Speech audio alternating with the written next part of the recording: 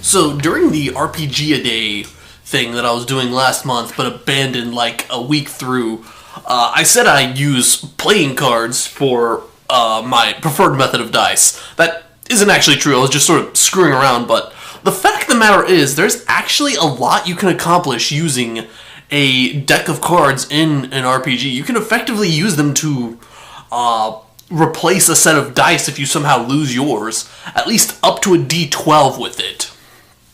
And to demonstrate that, I'm actually going to create a random character using my random charts for D&D 5th edition, and a deck of cards.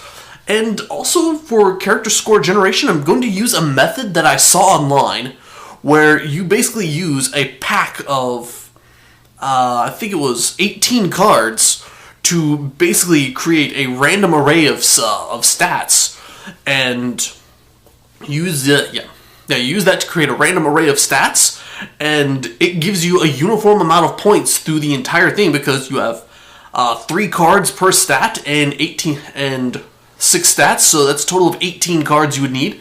And I've got them all laid out right here. There's 1 ace here, 2 2s, 3 3s, 4 4s, 4 5s, and 4 6s. And that gives you roughly the equivalent of rolling 4d6 and dropping the lowest die, which seems to be the most common method of character score generation right now. But if you want to go for that 3d6 one, the 3d6 method, what you would need instead is you would need 4 aces, 3 2s, 2 3s, then you would need 2 4s, 3 5s, and 4 6s. So you can easily sort of adjust what average amount of points that people are going to get for using a card for generating their stats. And I'm going to include a link in the description for that image as well as a guide, so you don't necessarily need to keep rewinding the video and trying to capture what I was saying. I'm going to include a link of that in the description. And I also updated the charts for the 5th edition randomizer to reflect the look that I used in the Ryutama one, so there's also going to be that in the description too. Lots of goodies this time around. I'm probably only going to do 1 or 2 characters, maybe one with the alternate method. But first, we're just going to go ahead and show you the generating scores thing. So, get all your cards together, gonna shuffle them up nice and good, make sure they're nice and mixed up. And we're just going to go straight down the line. 3 cards for strength, 3 cards for dexterity, 3 cards for constitution, so on and so forth. And yeah, we're just going to see what sort of a crappy sort of character we make with this.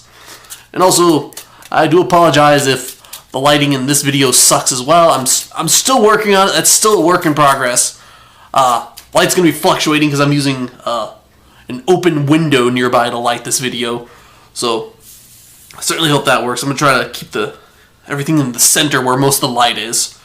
So, okay, let's just go ahead and shuffle these real nice and good a little bit more. And let's go. Alright, so for strength, we have 5, 5, 4. So he's got a 14 strength. And that's a +2 bonus right there. And for dexterity, we've got 6, 3, 6. So 15 dexterity. And I think with this one, the average you could expect to get for your different stats was roughly around 12 or so. So he's going to have some that are pretty low because we haven't quite gotten to his ace and his 2 yet. 5, 3, ace. There we go. He's gonna be big and fast, but he runs out of breath really quick. Probably asthmatic or something, like me. Wait, no, that's wrong. That's a 9 constitution.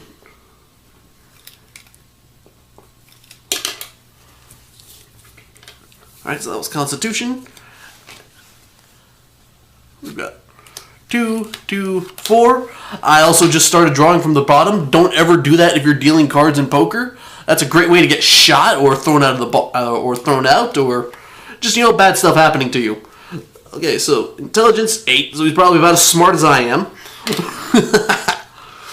Okay, and yeah, let's just continue drawing from the bottom. We've already started. 4, 4, 6.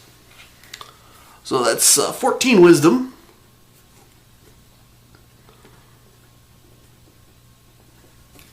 And finally, his charisma is going to be 14. So all around, this is actually a really potent character. He's got like 2 weak points, but he's generally good at just about everything else. As long as we don't wind up with like Wizard or something, this is probably going to be a really effective character. And that means I also don't really like this sort of character array for random characters, because I like crappy characters when I'm coming up with something random. Anywho, so let's just finish that up, and I could make another, and I'm definitely going to make another character using the weaker distribution for the cards. So we're just going to shuffle everything back in, and what we're going to do is, since we don't have an 11 or a 12 in a standard deck of cards, we're just going to draw a card until we get one that fits within the range we're looking for. So if we're looking for a D6, we're just going to keep drawing until we get a 6 or lower. Aces count as 1, obviously. And yeah, if we get a king if we get a king or a joker, those are going to be 13 and 14, whatever. But there's no 13 or 14 sided dice used in D&D, so we're just going to continue along anyway. So, first thing we need to do is we need to determine our race, which will further bolster our already really high stats. So we're just going to draw until we get 9 or less, since that's what we need. And 10, so that's a redraw. Ace, so we have a dwarf. We're going to be playing as a dwarf.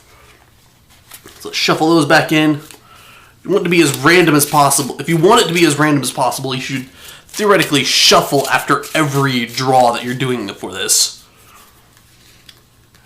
So we're going to go for odds or evens, ignoring kings and jokers. So for even, he is going to be a mountain dwarf. So race, mountain dwarf.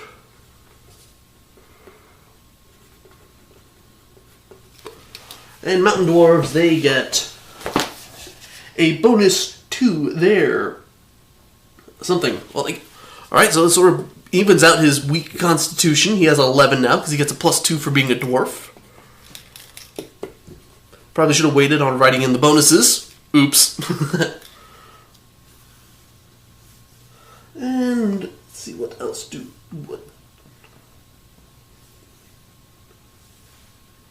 And mountain dwarves get an additional 2 to their strength. Wow, dwarves get a lot. All right, so be a shame if this guy doesn't become some sort of fighter, which is entirely possible using this method. Which is entirely possible using these charts. We could wind up with a muscle wizard that's not really good at using wizardry. So let's go ahead and move on to the next sheet, which was the class chart. All right, so.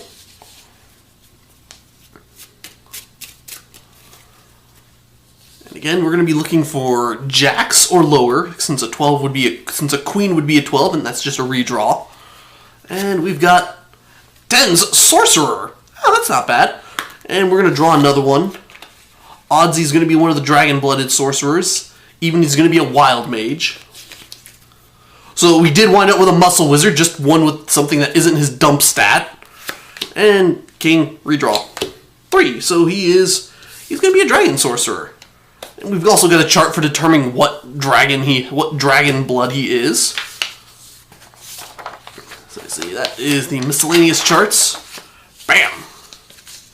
Yeah, I like this. This is much more readable than, well, if it weren't for the light, this would be much more readable, but you can just sort of follow along on the charts I left in the description. They look much nicer too, because my printer is kind of garbage. It's not a bad printer, but it just doesn't print this sort of thing very well. Alright, so, once again, looking for 10 or lower. And, okay, so he is a black dragon-blooded sorcerer. So, class, sorcerer.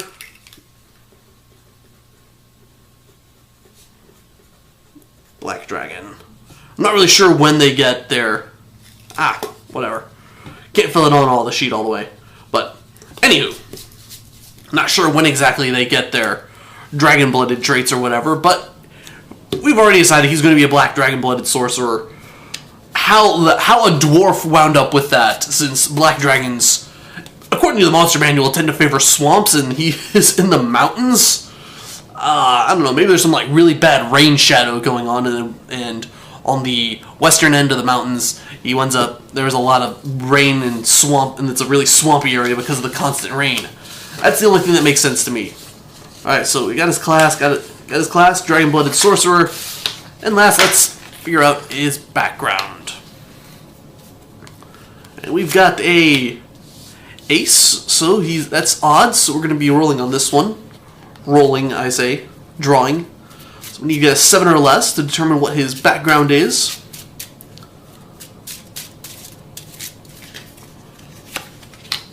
Eight, nope. 9, Jack. 4, finally, noble. Alright, okay, so I can kind of see this. He's sort of like, I don't know, probably really haughty and arrogant because he is a black dragon-blooded sorcerer. He believes he's better than these mere ordinary dwarves with their pickaxes and axes and mining and fighting orcs or some whatever. So he is a noble. And, you know, let's go ahead and just make him neutral evil. He is not a benevolent dwarf. And so, there you go. Yeah, that's how you make a character using just cards in these sheets for Dungeons & Dragons 5th edition.